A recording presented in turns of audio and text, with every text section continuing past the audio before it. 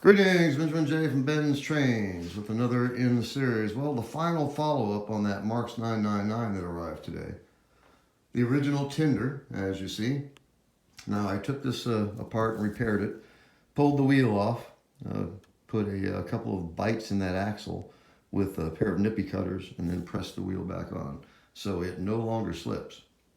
This was the original Tinder that came with it. As you see, I've touched up the paint on both of them. The oil has virtually disappeared except in the corners, as you see. So I've added a bunch of cars to this. There's 15 tin litho cars on this. So I thought I'd do a quick video. Tell me if this was worth 10 bucks.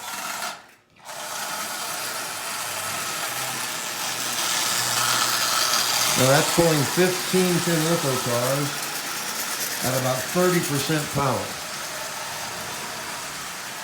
As you see, it's running just absolutely splendidly.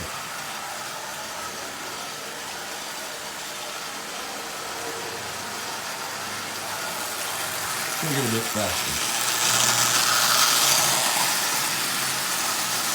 Yeah, there's about 40%, 35%, something like that.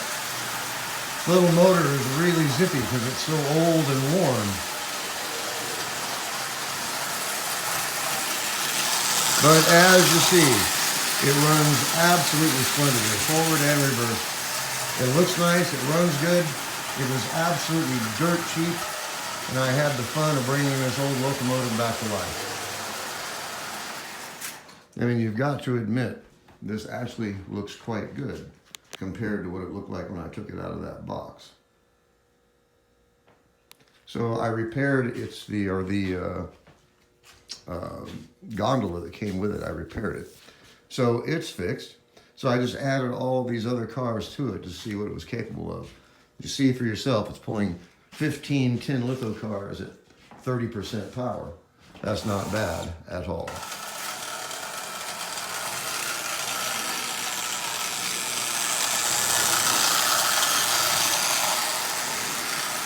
That's a fairly long consist, as you see.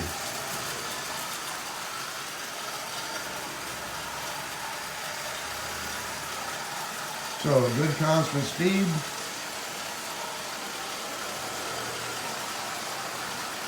So I'm happy with it.